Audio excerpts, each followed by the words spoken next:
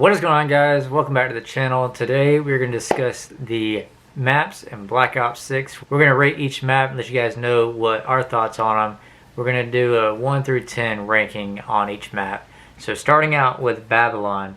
Babylon, 10 out of 10. Would recommend. I go off on that map, so absolute banger, 10 out of 10. Your thoughts? I say a 10 too. The only thing is there's a lot of campers sometimes. That's every map regardless. But I say it's a 10. Duralek, don't know if I like this one. I'd probably say it's 6 out of 10. There's a lot of sniping from the outpost building on the side or laying on the train. Yeah. Coming out of the train, you got the guys that sit over there by the rocks and snipe. Especially on S&D. It sucks on S&D. So definitely a 6 out of 10 for me. I agree with 6 out of 10. Gala, 0 out of 10. Seriously? Can't stand that map. All they do is snipe, they flip spawn, 0 out of 10. Towards the beginning of the season, in Season 1, I liked it. I enjoyed it. But nowadays, especially on core or hardcore, I didn't like it. I'd say maybe a 5. So Lowtown, I'd say also a 6 out of 10 for me. With the water, people can hide in the water. A lot of camping in corners, and just not a fan. 6 out of 10. I'm probably gonna go with the 6 out of 10 too. It was fun in the beginning. I like S&D on it sometimes. Yeah. Payback, 7 out of 10. No, I'd say an 8 out of 10. That's what I was gonna say. Yeah, 8 out of 10. There is a lot of sniping out of the garage. Yes, up in that window. And then up in the window and the back side of the spawn. But I'd say 8 out of 10. I could deal with that map. It's a fun map. I like it. Pit, if you're going for headshots, 10 out of 10. Any other time, 2 out of 10. Yeah, I don't really care for that map. Even in hardcore, going for headshots. So I'd say a 3. Protocol, 7 out of 10. I like Protocol. I'll have to go with the 8. I like Protocol. That's a good map. You just got people in the windows on the upstairs. Yeah. Red Car, 7 out of 10 as well. I feel like it would be better if you could get on the stadium. It's hard to tell where you can and can't get on. If you go off just a little bit, you're out of the map. But it feels like it should be part of it, especially when you're going up to get into the B bomb. That extra seating over there, you would think you would be able to crawl through, and you can't. So if they could rework that map a little bit, get us on the field, that'd be cool. Yeah, I would love a map where you're on a sport field. Yeah, I'd say 8 out of 10. I say more like a 7, because I don't know. Sometimes I can't stand it. Rewind depends on the game mode. If we're playing Hardpoint or Dom, maybe an 8 out of 10. If we're playing anything else, 6 out of 10. I agree with that. I like Search and Destroy on it. Yeah.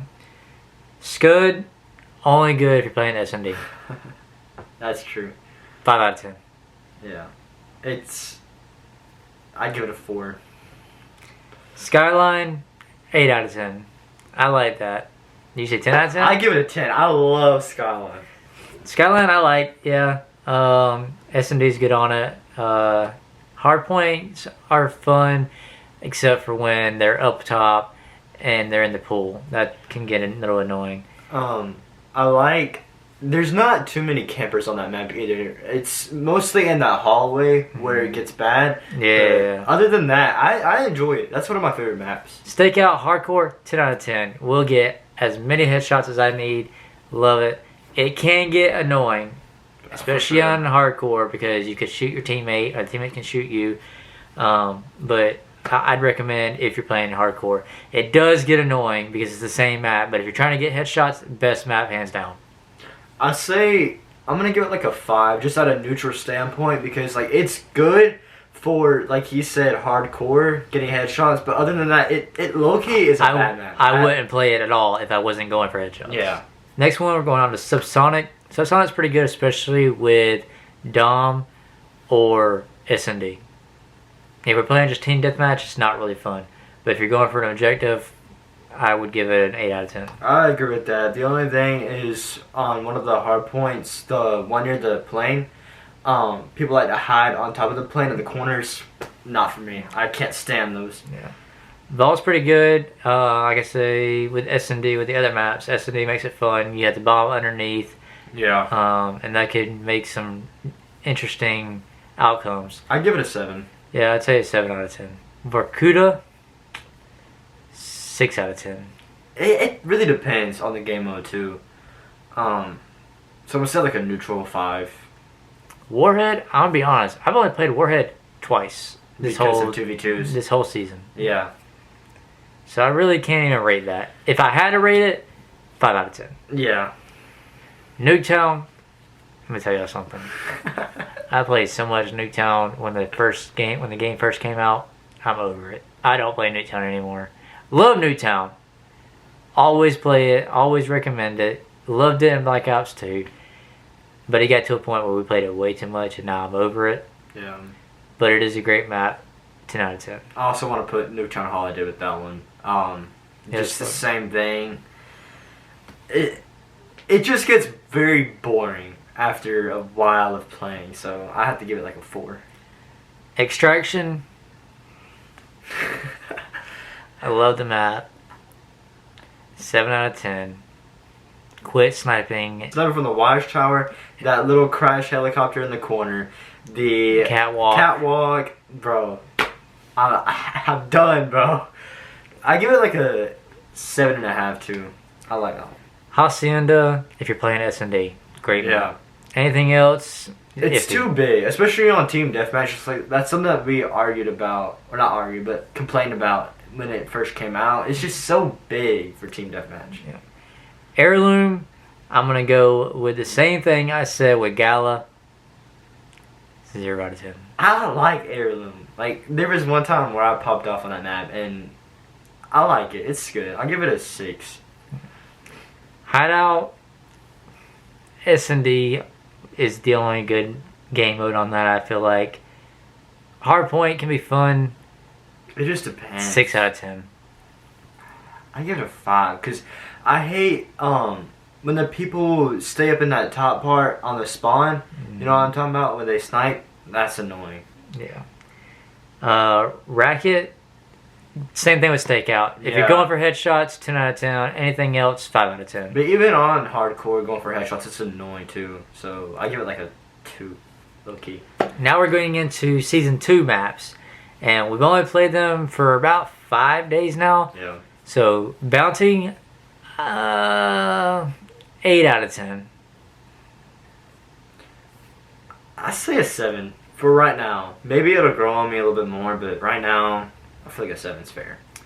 Dealership, too big, too annoying. I feel that. 7 out of 10. I'd give it a 8. Brownie points for cars. I love that.